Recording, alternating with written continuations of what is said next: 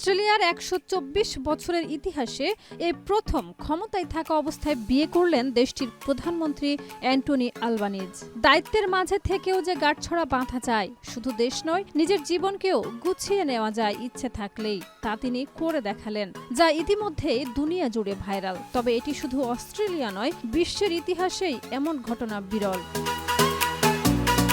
ক্যানবেরার প্রধানমন্ত্রীর সরকারি বাসভবন দ্য লজে সবুজ চত্বরে সম্পূর্ণ হয় এই গোপনীয় অনুষ্ঠান। শুধুমাত্র দুই পরিবারের সদস্য, ঘনিষ্ঠ কিছু বন্ধু উপস্থিত ছিলেন। অনুষ্ঠানের নাটকীয়তা আরও বাড়িয়েছিল নবদম্পতির পোষা কুকুর টোটো, যে নিজেই বিয়ের আংটি বহন করে।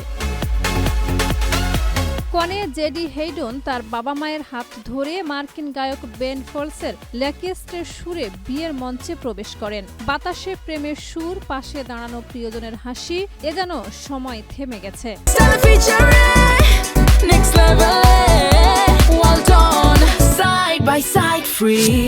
আনুষ্ঠানিকতা শেষে নবদম্পতি স্টিভ ওয়েন্ডারের গানের তালে বাগান ত্যাগ করেন।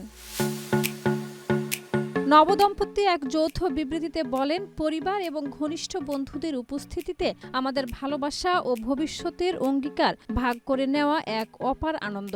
অনুষ্ঠানে ছিলেন অস্ট্রেলিয়ার কেন্দ্রীয় মন্ত্রিসভার বহু জ্যেষ্ঠ সদস্য। বিরোধী দলীয় নেত্রী সুসান লিও নবদম্পতিকে উষ্ণ অভিনন্দন জানান। প্রধানমন্ত্রীর প্রথম পক্ষের সন্তান নাথান আলবানিজও উপস্থিত ছিলেন।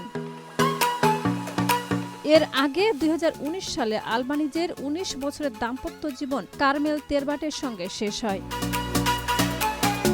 নতুন জীবন শুরু করার আনন্দে নবদম্পতি ২ ডিসেম্বর থেকে ৭ ডিসেম্বর পর্যন্ত অস্ট্রেলিয়ার ভেতরে কোনো সুন্দর স্থানে সংক্ষিপ্ত মধুচন্দ্রিমায় সময় কাটাবেন। আর পুরো জাঁকজমকপূর্ণ অনুষ্ঠানটি রাষ্ট্রীয় দায়িত্বের চাপের মাঝে সম্পূর্ণ ব্যক্তিগতভাবে আয়োজন করেছেন।